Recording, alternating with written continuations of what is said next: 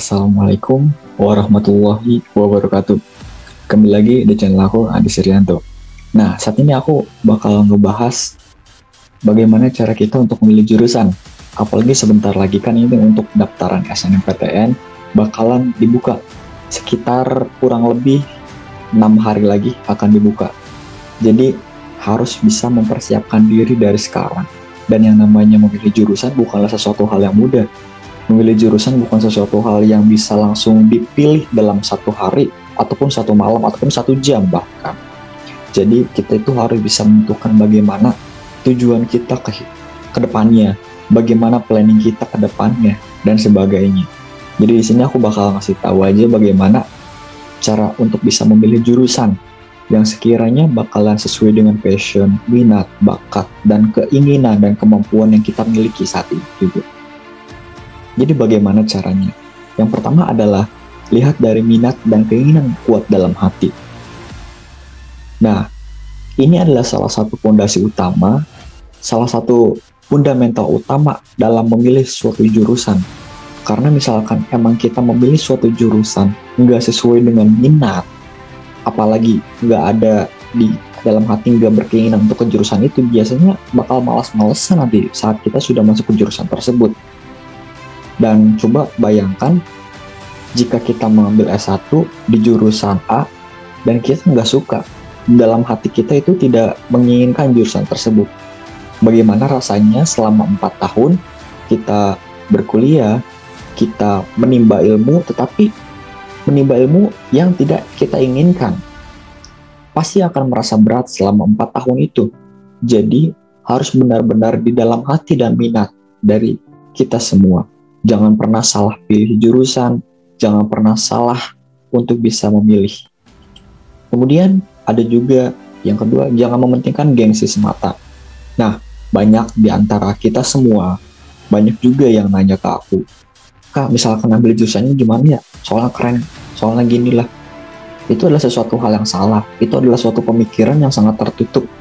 Karena apa? Jika kita mementingkan gengsi semata, yang akan ribet ya kita sendiri juga, karena kita ya akan menjalani masa perkuliahan tersebut. Ibarat kata misalkan gini, passion kita misalkan pengen di bidang pertanian, di bidang kehutanan, tapi kita pengen masuknya ke teknik. Karena misalkan, wah teknik mah keren, pasti gini. Tapi misalkan kita hanya mementingkan gengsi semata dan nggak sesuai kemampuan kita, ya kita bakal anjlok di dalam perkuliahan tersebut. Kita bakalan terbawa arus yang entah kemana arus tersebut. Jadi jangan pernah mementingkan gengsi semata.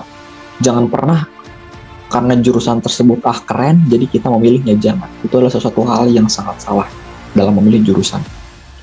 Kemudian jangan ikut-ikutan teman. Nah ini juga sama seperti sebelumnya. Jadi ada sangkut pautnya. Di saat kita mengikuti teman, apalagi kita memilih jurusan yang tidak sesuai dengan kemampuan kita, yang tidak ya itulah intinya, kita tidak kuat di dalam jurusan tersebut. Nah kita bakal merepotkan diri sendiri dan orang tua nantinya. Ibarat kata misalkan kita ngambil ke jurusan teknik elektro, tapi kita nggak bisa fisika, matematika kita kurang dan sebagainya, itu bakal memberatkan kepada kita dan ke orang tua yang sudah mencari nafkah untuk bisa membiayai kita kuliah. Tapi kitanya malah nggak sesuai dengan apa yang kita inginkan, tidak sesuai dengan apa yang ada di ekspektasi kita semua. Nah itu jadi makanya kenapa jangan ikutan teman.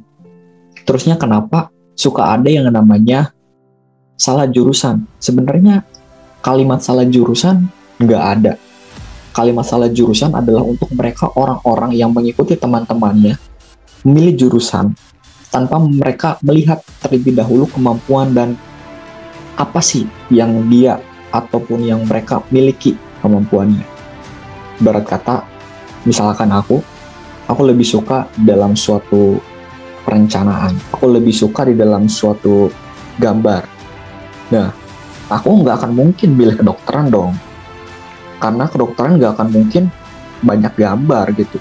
Karena kedokteran itu nggak mungkin misalkan banyak lebih merencanakan sesuatu, tapi dokter itu merencanakan, berpikir cepat bagaimana cara kita untuk bisa memberikan suatu hal yang bisa memberikan kesembuhan salah satunya kepada para pasien-pasiennya.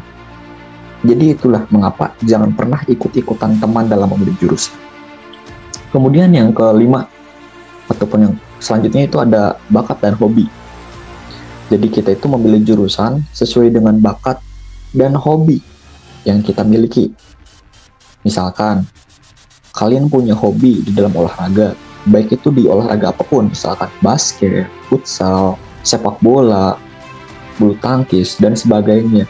Nah, itu bisa banget kalian buat milih jurusan PJOK di jurusan pendidikan jasmani dan yang hampir mirip dari pendidikan olahraga tersebut.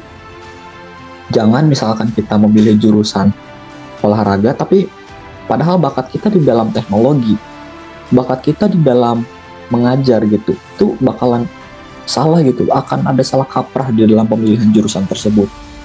Terus lihat juga dari bakat dan sebagainya gitu, misalkan bakat kita merancang sesuatu, nah itu boleh banget masuk ke bagian teknik, ke bagian saintifik gitu, bagian sains.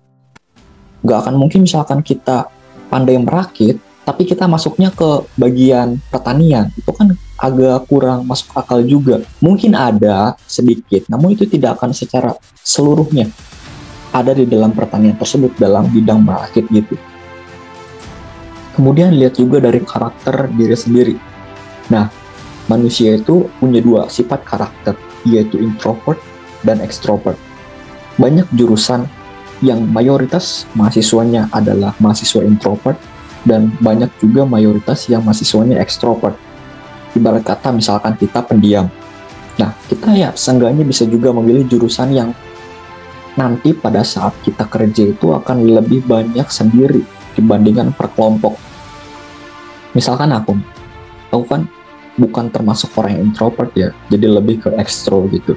Jadi aku nggak akan mungkin milih jurusan seperti ilmu komputer yang nantinya bakalan kerja lebih menyendiri. Aku pasti bakal lebih memilih jurusan yang nantinya bakalan lebih banyak berinteraksi dengan sosial, dengan sesama, dan yang lainnya. Misalkan seperti keguruan, seperti planner, seperti kedokteran, dan sebagainya. Jadi kita juga harus mengetahui kita itu termasuk karakter yang introvert ataupun extrovert, karena dari situ juga kita bisa menentukan kita itu akan bisa dibawa kemana untuk tujuan hidupnya nanti ke depannya. Terkadang juga banyak di antara kita, misalkan kita itu orangnya pendiam, kita orangnya suka ketenangan, gak akan mungkin juga kan kita pilih jurusan pendidikan, karena yang kita tahu jurusan pendidikan pasti bakal banyak interaksinya dengan para siswa. Gak akan ada ketenangan di situ. Tapi misalkan kita pengen ketenangan, pilihlah jurusan-jurusan yang lebih tenang pada saat nanti kerja utamanya. Misalkan seperti ilmu komputer, farmasi, itu akan lebih banyak tenangnya karena lebih fokus kepada pekerjaan di dirinya sendiri. Kemudian yang terakhir adalah melihat prospek kerja ke depannya. Ini juga bisa dijadikan salah satu kunci untuk kita memilih jurusan. Misalkan, sekarang itu kan lebih banyak di dalam era 4.0 teknologi. Jadi seenggaknya kita juga bisa memilih jurusan yang nantinya bakalan bisa banyak kepake di 4.0 era digital ini. Misalkan bagian pembangunan, di bagian listrik, di bagian kesehatan, di bagian pendidikan, itulah sesuatu hal yang bisa kalian pilih untuk bisa dijadikan pilihan. Memang semua jurusan pasti memiliki prospek kerjanya masing-masing, tapi kita juga harus pandai-pandai memilih jurusan yang dimana prospek kerjanya sangat luas di masa yang akan datang, di 5, 10, 15 tahun yang akan datang ke depannya. Jangan kita memilih jurusan yang hanya keren namanya saja, tapi kita nggak tahu prospek kerjanya seperti apa. Memang banyak, misalkan banyak yang dari lulusan arsitek jadi kerja di bank, banyak yang tadinya kuliah di jurusan manajemen, kemudian kerjanya di bagian Pertamina, banyak seperti itu. Tapi untuk masa yang akan datang, di 5, 10, 15 tahun yang akan datang, para instansi juga pasti akan memilih lulusan-lulusan yang linear. Jadi di mana di saat dia lulus di bidang arsitektur, maka dia akan lebih diunggulkan, bakal lebih diutamakan terlebih dahulu untuk masuk ke instansi yang berbau arsitektur. Gak akan mungkin masuk ke instansi yang berbau pertanian seperti itu. Jadi kita juga harus pintar-pintar melihat prospek kerja ke depannya. Dan ingat juga, yang namanya memilih jurusan ini akan membawa kita kemana. Yang namanya memilih jurusan ini akan melihat kita itu akan seperti apa ke depannya. Apakah kita mampu ataupun tidak, itu tergantung apa yang kita pilih sekarang. Dan mungkin itu aja yang bisa aku sampaikan. Intinya, jangan pernah salah pilih jurusan. Jangan pernah memaksakan apabila kita tidak mampu di dalam jurusan tersebut. Apabila kita kurang memadai untuk di jurusan tersebut, pilihlah jurusan dari minat, dari hati kecil kita, dari apa yang kita miliki, mulai dari kemampuan, dan sebagainya.